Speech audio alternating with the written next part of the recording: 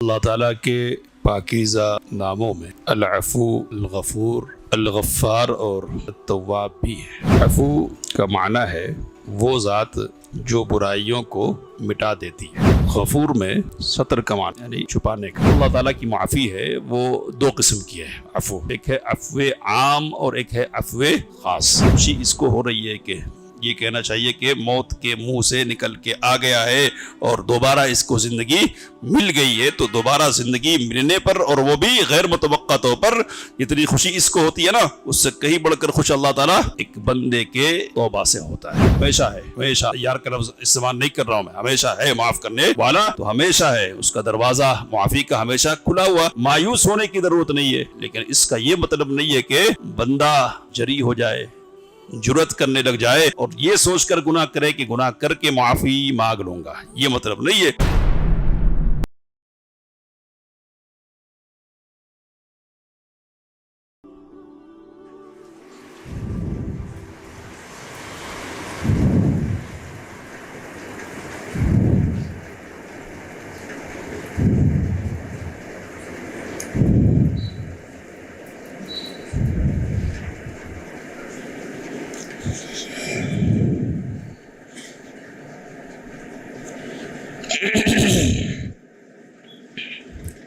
الحمد للہ رب العالمین والصلاة والسلام على رسولنا محمد وعلى آلہ وصحبہ اجمعین، اما بعد۔ اللہ تعالیٰ کے پاکیزہ ناموں میں العفو، الغفور، الغفار اور التواب بھی ہے۔ یہ نام قرآن کریم میں کئی مقامات پر آئے۔ عفو کا معنی ہے وہ ذات جو برائیوں کو مٹا دیتی ہے، اور غفور میں ستر کا معنی ہے یعنی چھپانے کا، جو گناہوں کو چھپا دیتی ہے۔ اس اعتبار سے عفو کا جو معنی ہے وہ غفور کے بالمقابل زیادہ وسیع ہے اور زیادہ اہم ہے، کہ غفور میں صرف گناہوں کو چھپانے کی بات ہوتی ہے اور عفو میں مٹا دینے کی بات ہوتی ہے۔ لیکن یہ جو فرق کی بات ہوتی ہے یہ اس وقت ہے جب کہ دونوں ایک ساتھ آئے، یعنی مثال کے طور پر یہ کہ ان اللہ عفو غفور، اللہ بڑا معاف کرنے والا اور بخشنے والا ہے، تو اس وقت یہ معنوی فرق سمجھا جائے گا کہ عفو کا مطلب ہے مٹا دینے والا اور غفور کا مطلب ہے چھپا دینے والا۔ الگ الگ استعمال کی جائے، کہیں صرف عفو آئے اور کہیں صرف غفران کی بات آئے، غفور آئے یا غفار آئے، تو اس وقت ایک دوسرے کے معنی کو یہ نام شامل ہوں گے۔ اور التواب کا معنی ہے وہ ذات کہ جو اپنے بندوں کی طرف متوجہ ہوتی ہے اس طور پر کہ اسے توبہ کی توفیق دیتی ہے، اور جب بندہ توبہ کرتا ہے تو پھر وہ توبہ کو قبول بھی کر لیتا ہے۔ توبہ کی توفیق دینے والا اور توبہ قبول کرنے والا، یہ دونوں معنی ہے۔ معاف کر دینے کی جو بات ہے وہ اللہ تعالیٰ کی ذات کے لوازم میں سے ہے، یعنی اللہ اپنی ذات کے اعتبار سے ہی کیا ہے، معاف کرنے والا ہے۔ معافی کو اللہ کی ذات کے ساتھ خصوصیت ہے اور اس کو اس کی ذات سے الگ نہیں کر سکتے، اور الگ کر دیے جائے تو پھر تو کائنات کا منظر ہی اور نقشہ ہی بدل جائے گا۔ اللہ معاف کرتا ہے اور ہمیشہ کرنے والا ہے، اس لیے اللہ تعالیٰ نے قرآن کریم میں کہا کہ ان اللہ کان عفوا غفورا، بلا شبہ اللہ تعالیٰ معاف کرنے والا اور بخشنے والا ہے، کانا کے ساتھ۔ تو کانا کے لگانے کا مطلب یہ کہ ہمیشہ تھا اور ہمیشہ رہے گا، کبھی ایسا نہیں ہوگا کہ اللہ معاف کرنے والا نہیں ہو۔ اگر اللہ کبھی معاف کرنے والا نہیں ہو تو پھر کیا ہوگا؟ تو قرآن مجید کہتا ہے کہ وَلَوْ يُؤَاخِذُ اللَّهُ النَّاسَ بِمَا كَسَبُوا، اگر اللہ تعالیٰ لوگوں کا مؤاخذہ فرما لے، لوگوں کی گرفت فرما لے ان کے کرتوتوں کی وجہ سے، مَا تَرَكَ عَلَى ظَهْرِهَا مِن دَابَّةٍ، تو زمین کی پشت پر پھر کوئی جانور اللہ چھوڑے گا نہیں، کوئی باقی نہیں رہے گا۔ وَلَكِنْ يُؤَخِّرُهُمْ إِلَى أَجَلٍ مُّسَمًّى، لیکن اللہ تعالیٰ ایک متعین مدت کے لیے مہلت دیتا ہے اور چھوڑ دیتا ہے۔ اور دوسری جگہ اللہ تعالیٰ نے کہا کہ وَلَوْ يُؤَاخِذُ اللَّهُ النَّاسَ بِظُلْمِهِمْ، اگر لوگوں کو اللہ پکڑے ان کے ظلم کی وجہ سے، یعنی گناہوں کی وجہ سے، مَا تَرَكَ عَلَيْهَا مِن دَابَّةٍ، تو زمین پر اللہ تعالیٰ کسی چوپائے اور جانور کو نہ چھوڑے۔ وَلَكِنْ يُؤَخِّرُهُمْ إِلَى أَجَلٍ مُّسَمًّى، لیکن اللہ تعالیٰ ایک متعین مدت تک مہلت دیتا ہے اور چھوڑ دیتا ہے۔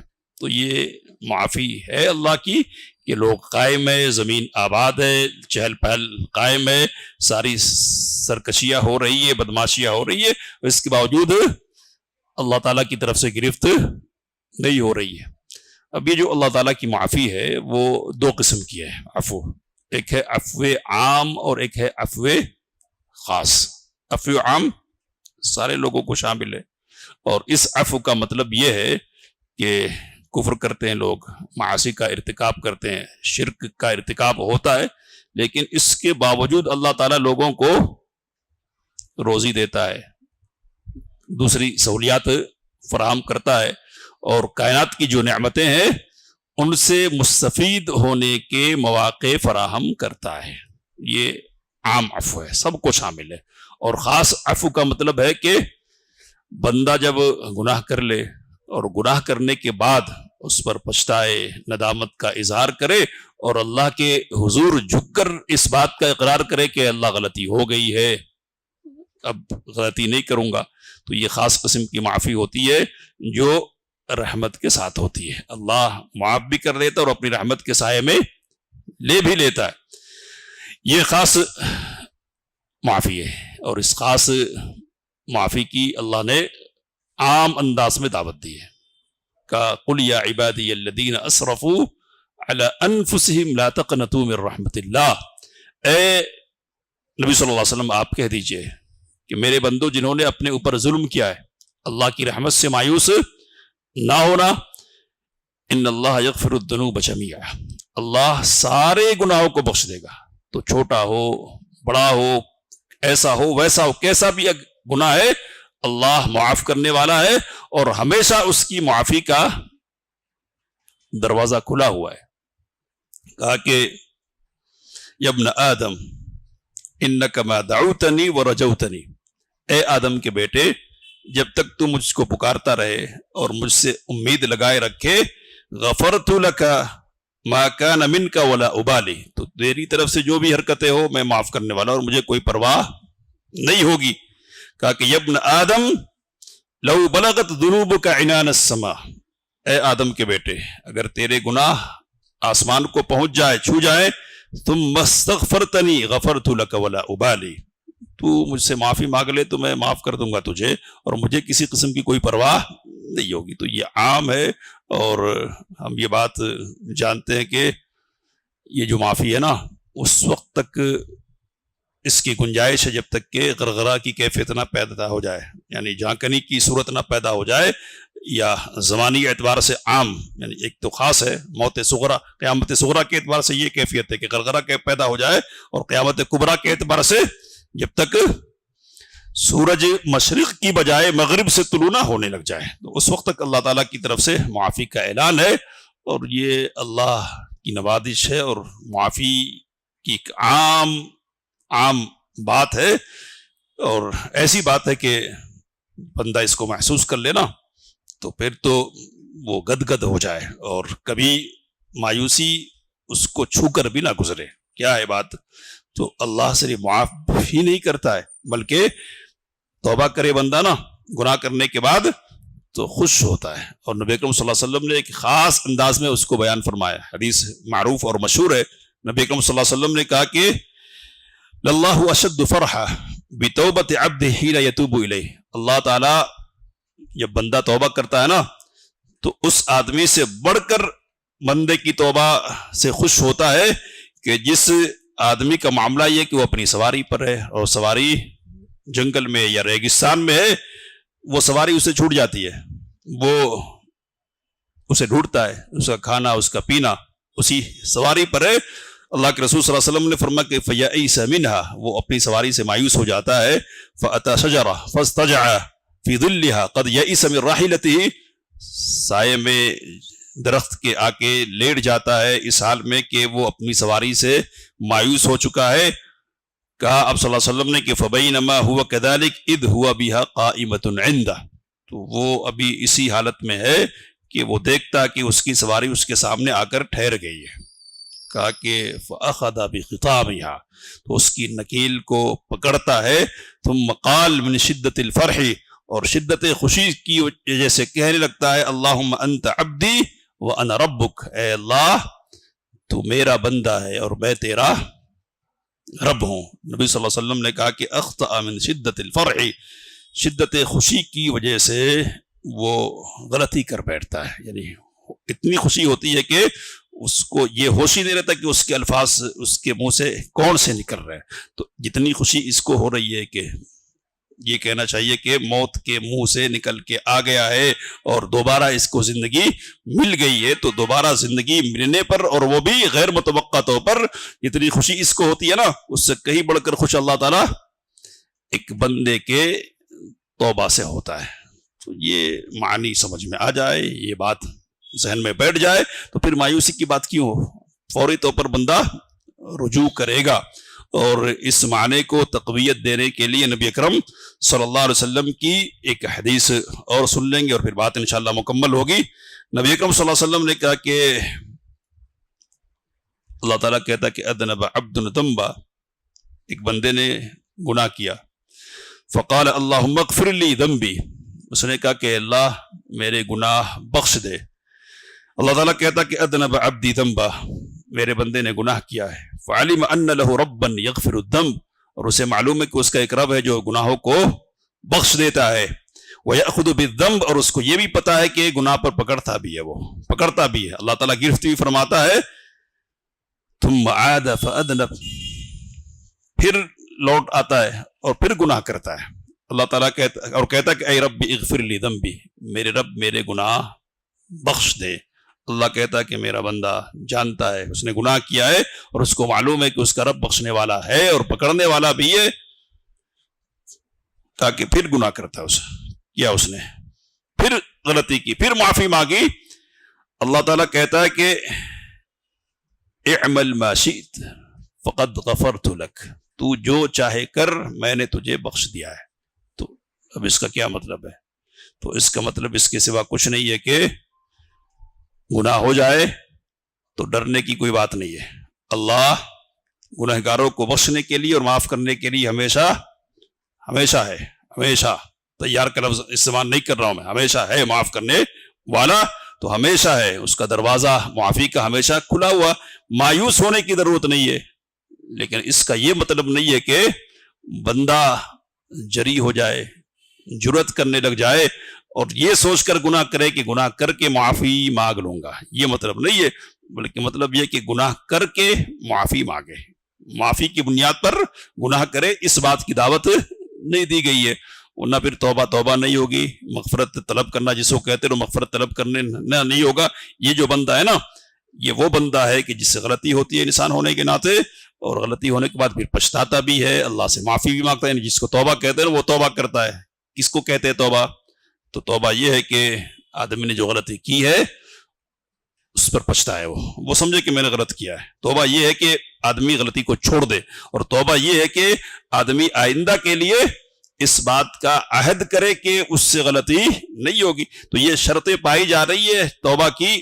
ان شرطوں کے ساتھ بندہ توبہ کرتا ہے، کر لیتا ہے، پھر غلطی کرتا ہے، پھر انہی شرطوں کے ساتھ توبہ کرتا ہے، پھر غلطی کر لیتا ہے. پہلے سے یہ سوچ کر نہیں رکھا ہوا کہ منہ سے ہلاؤں گا، اللہ سے کہوں گا اللہ معاف کر دے، اے اللہ مجھے بخش دے، یہ نہیں ہے۔ دل سے توبہ کرتا ہے، معافی مانگتا ہے، لیکن پھر کمزور ہے، خواہشات کے پیچھے پڑ کر گناہ میں پڑ جاتا ہے، تو اللہ کہتا ہے کہ اگر تیرا رجوع اگر ہے میری طرف برابر، تو پھر تجھے یہ سمجھنا چاہیے کہ میری معافی بھی برابر تیرے لیے ہے۔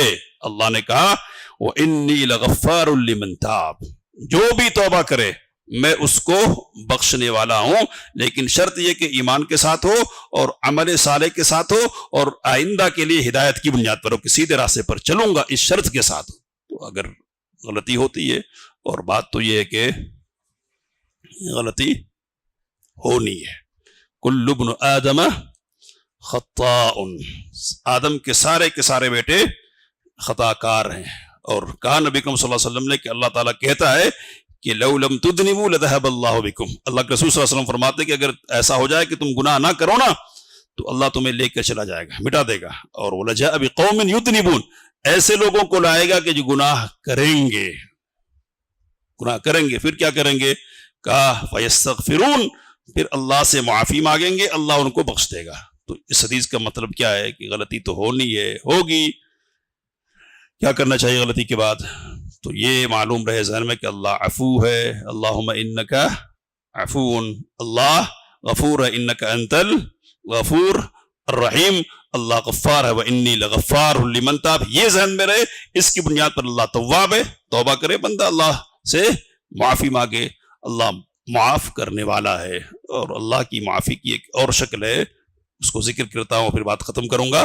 شکل کیا ہے کہ اللہ نے نیکیوں کو برائیوں کو مٹانے کا ذریعہ بنا دیا ہے، معلوم ہے کہ وَأَقِيمُ الصَّلَاةَ طَرَفَ النَّهَارِ وَزُلَفًا مِّنَ اللَّيْلِ، دن کے دونوں کناروں میں اور رات کے کچھ حصوں میں نماز قائم کرو، نماز پڑھو۔